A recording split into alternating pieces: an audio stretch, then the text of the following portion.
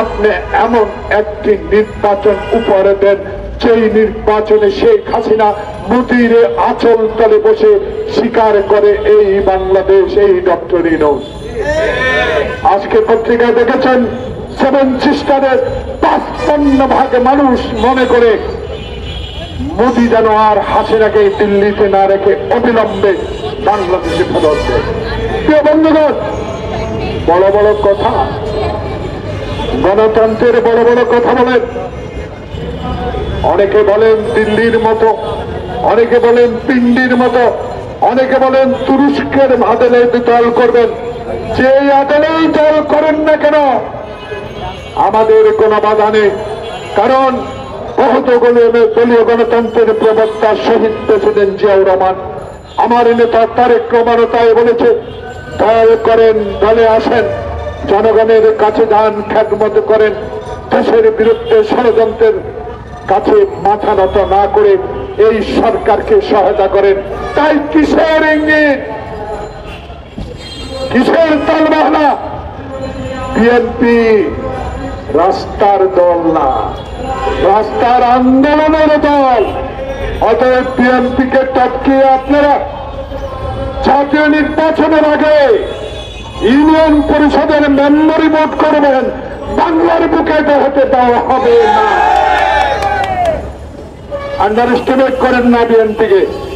BNP ধৈর্যের বাদ ভাগে নাই। ওকে হাত দিয়ে বলতে পারি, 16 বছর জঙ্গলে ঘুমিয়েছি, 16 বছর হাঁটু পানিতে দাঁড়িয়ে রাত কাটিয়েছি পুলিশের ভয়ে।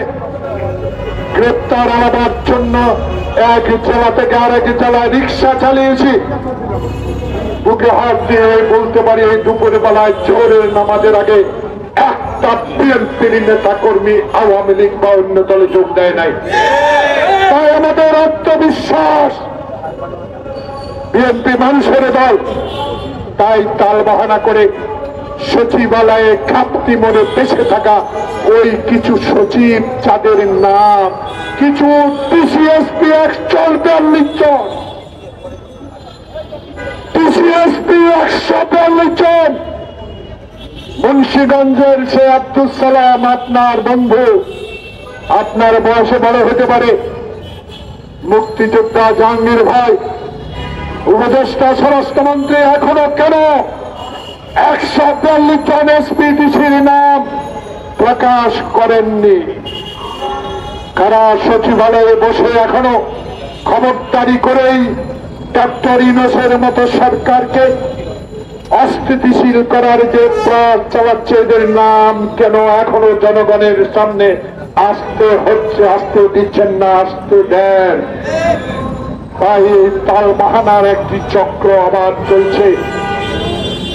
মঈন আর কি নাম, ফখরুলের মতো আবার 2 বছর ক্ষমতা থাকার চক্রান্ত চলবে না, চলতে দেওয়া হবে না, নির্বাচন দিতে হবে। ডক্টর ইউনূস, আপনার জন্য দরদ লাগে, আপনার জন্য কষ্ট হয়। 16 তলায় পায়ে হেঁটে একটা চেয়ারে বসে বসে আপনি যখন শেখ হাসিনার মিথ্যা মামলায় আপনি হাজিরা দিয়েছেন, লিফট বন্ধ করে দিয়েছিল, আপনার মনে থাকা উচিত সেই শেখ হাসিনার লোক কেন আপনার সচিবালয়ে, কেন এদের বিরুদ্ধে ব্যবস্থা নেওয়া হচ্ছে না? আজকে তাই আমাদের সমর্থন তো আছে, আমাদের সমর্থন অব্যাহত থাকবে, কিন্তু ন্যায্য কথা বললেই বলবেন ক্ষমতায় যাওয়ার জন্য আমরা খুব তাড়াহুড়া করছি। ক্ষমতায় আমরা যাওয়ার জন্য নয়, ক্ষমতায় শহীদ জিয়া থেকে কয়েকবার গিয়েছি। বাংলাদেশে ক্ষমতা গিয়ে বিএনপি সেই মানুষের সেবা করেছে। 16 বছরে শেখ হাসিনা যে নির্মম অত্যাচারের মধ্য দিয়ে দেশ পরিচালনা করেছে, সেই কারণে আমরা বলি একটি নির্বাচন দরকার, সংস্কার দরকার, তবে এমন সংস্কার নয় যে সংস্কার দিয়ে বিলম্বিত করে আওয়ামী লীগের শেখ হাসিনা দিল্লিতে বসে আবারও উস্কানিমূলক বক্তব্য দিয়ে আবারও বাংলাদেশের বহু জায়গা আগুন লাগিয়ে দিবে। এটা চলতে দেওয়া যায় না, যাবে না। তাই সচেতন হোক। সরকারের মধ্যে কিছু আওয়ামী পন্থী লোকজন নাকি আছে, জনগণ বলা শুরু করছে। আপনাদের ইজ্জত অনেক বড়, কারণ খোকন মুখের রক্ত এখনো লাল টকটকে করে গাছের পাতায় পাতায় ছুটছে। ছাত্র বৈষম্য আন্দোলনে হাজার হাজার হয়তো মা বোন ভাই বোন ছোট্ট বাচ্চারা আত্মচিৎকার দিয়ে বলছে, ডক্টর ইউনূস অনতি বিলম্বে জনপ্রতিনিধির হাতে ক্ষমতা হস্তান্তর করুন। কদিন 6 মাস চলে গেল, এখনো ম্যাপ আছে, রাস্তা নাই, কোন রাস্তায় কেন্দ্রে যাব। সেই রাস্তা ঠিক করেন, দিন তারিখ দিয়ে দেন, সকল দলের সাথে আলোচনা করেন।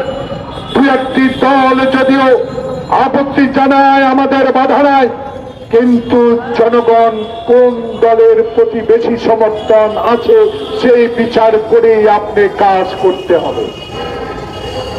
আমরা ক্ষমতার জন্য নয়, আমরা বাংলাদেশের মানুষের অধিকার প্রতিষ্ঠার আন্দোলনে 16 বছরে 9.5 বছর জেলে ছিলাম।